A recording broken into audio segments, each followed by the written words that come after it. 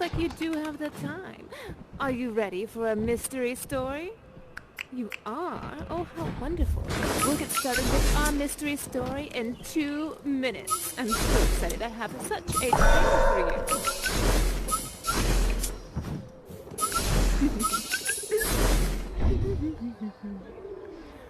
Yes, what kind of story should we tell this time? We have all kinds of books I can see.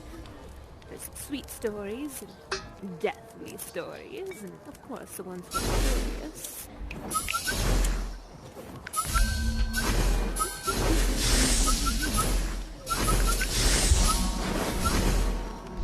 Oh yes, perfect. You brought just the right book. I'm so excited for that one. Good job. Good on you. Yes. Okay, wonderful. Is everybody ready for mystery stories? Oh, you are wonderful. This is Martha Deathstone with Mystery Stories, where I rely on you, the listener, to help me with my tales. Now, even if you heard the story before, it's okay because it changes every time because of you. I wouldn't be able to do this without you. Tonight's story is The Magician. My dears, it was a dark, dark night. And Fernando the Magnificent had just finished his show.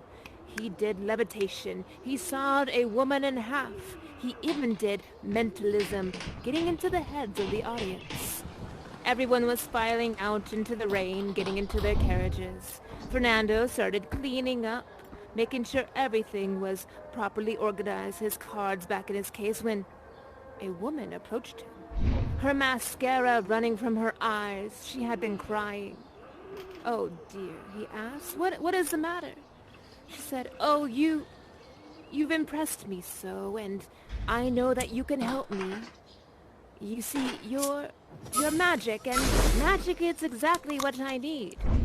Now, our magnificent Fernando, he didn't have the heart to tell her that he wasn't really magic and that he used the art of illusion, but she had been crying. He didn't want to, of course, to let her know that the illusion is destroyed, because she was so, what's the word? How was she? She was so, yes, she was so cute. Oh, she had the eyes of a puppy, just longing to be held, and she was sweet. She was sweet as cherry candy. He couldn't break her heart. No, he would keep up the illusion that he was actually magic. He would not betray her heart. Yes. He said, "Yes, I am magic. I can do all sorts of things." She began to cry. "Yes, my lady, what is your name? I didn't catch your name. My dear listeners, what is her name? What is the name of this definitely sweet as candy?" What was her name? Yes, Adele! Adele, right after the apple. She was named after an apple because she was the apple of her father's eyes. Yes, Adele Apple, very good on that one. "Well, my dear Adele, what seems to be the problem?" She started shaking, and she said, "I've been haunted by a ghost. A specter has been coming into my room every night." "Oh dear." "Will you please come to my home and use your magic to make this ghost go away?" Should our magician, should he go to her house where the ghost is? Should he go? What do you think? Yes? Yes? Oh, this could be terribly dangerous for him, but he decided to go. He followed her carriage into the darkest part of town. This town, oh dear, her house was right next to the cemetery. Oh dear, that can't be a good sign. She allowed him into her home. There in the living room, she began to light all the gas lamps and to light a fire. There was a portrait of a man, a very handsome man, above the fireplace. He had, what did he have? What was this man holding? In this picture, a man, yes, he was handsome, very good. What was he holding? See? What is that? Oh, holding a bottle of wine. Oh dear. He's holding a bottle of very, very expensive wine. You see, he was the proprietor of a vineyard. And, as he would just find out, was Adele's dead husband. Oh dear. Oh dear. Her husband is dead. Well, our magician didn't want to be too forward and ask her any more questions on his demise. Instead, he asked what he could do. How can we get rid of this ghost? Well, she said, whenever I'm about to go to sleep, I hear the voice of a man saying, "Help me, help me." Dear. The magician's like, okay, well, I have an idea. Here is what we'll do. I will lay out some candles, and we will try to conjure this ghost and see if we can ask it a question or two. So he began to light the candles. He lit them all up. And then suddenly, all of the gas lamps in the fireplace, whoosh, went out. They were almost in complete darkness except for the flickering of the candles. In the middle of the circle of candles appeared... Oh, what appeared in the circle of candles? What was there?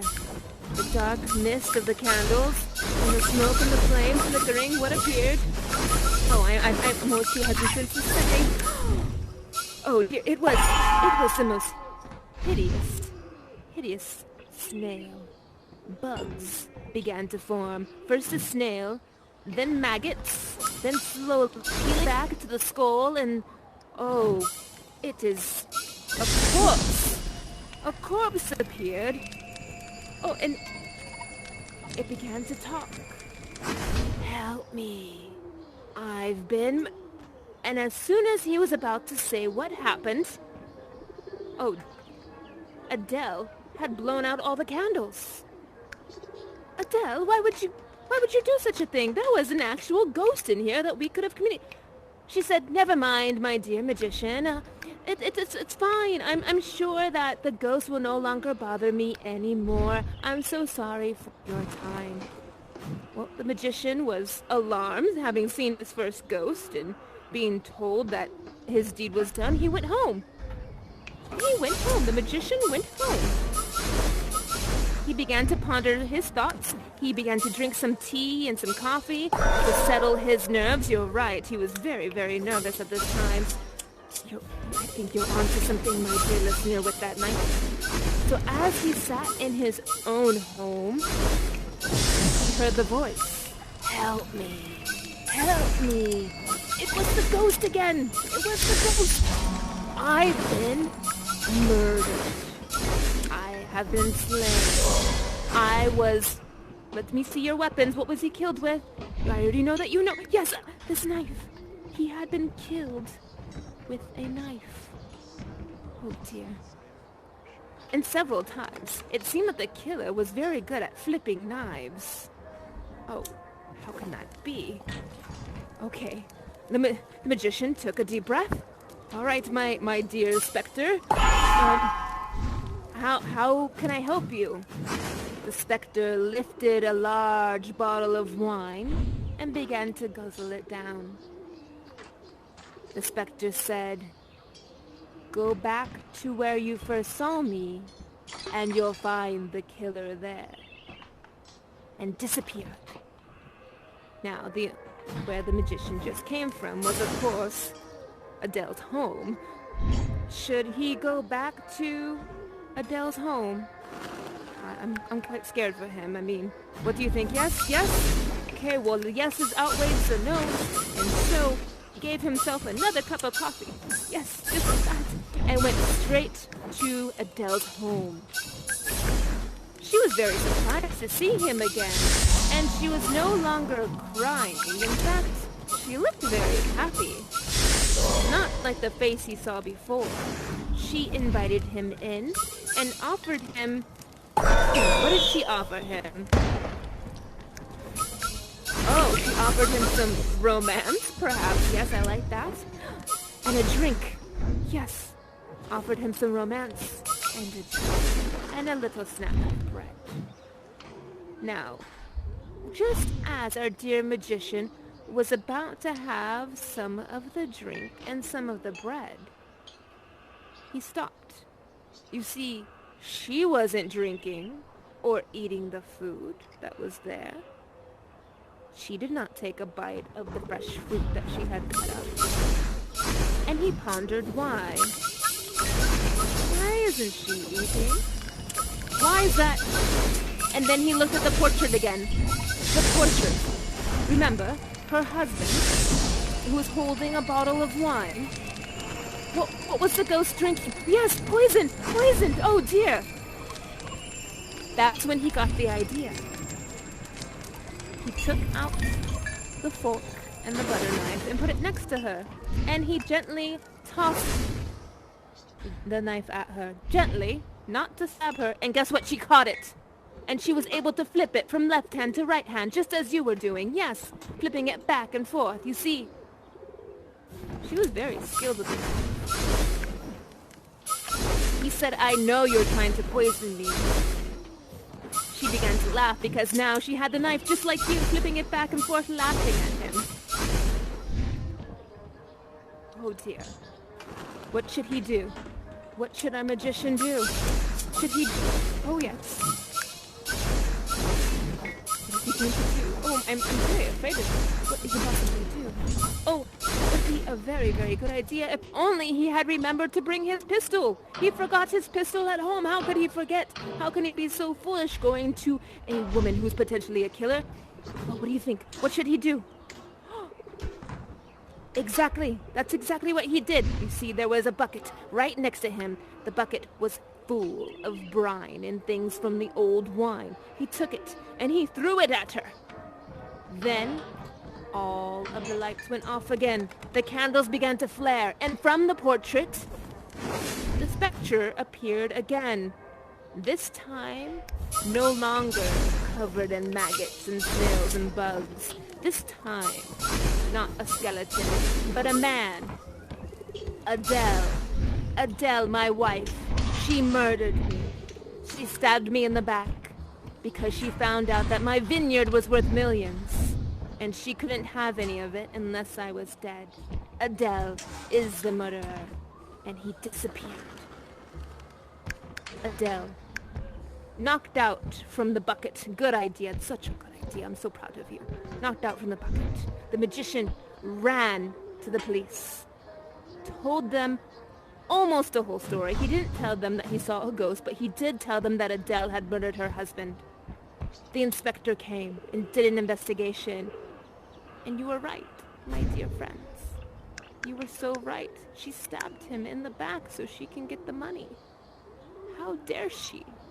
How dare she? The magician, oh dear. You see, he actually is magic. He can speak to the dead. He had no idea he had such power. He went to the graveyard where Adele's husband was buried and looked at the gravestone where it said, Marcus Leon. Marcus Leon, he said to the tomb. I want you to know that Adele will be serving a life sentence. I wish I could have avenged you more, but I can't. Is there anything else I can do for you, dear Marcus? And for the very last time, he heard Marcus's voice, the specter. Thank you, my dear magician. Thank you so much. Please take this. And out of the air slowly appeared. What appeared, my dear listeners? What appeared? Rising up from his tombstone, slowly taking form. Yes, yes. What was it? Give everybody a chance. Yes! Yes, so in these sparkling lights, white and red, was the perfect bottle of vino. The most perfect bottle you ever laid your eyes on. And inside was the elixir of life. It would give our dear magician a second chance should anything happen to him. So our dear magician now has prized with him the elixir of life.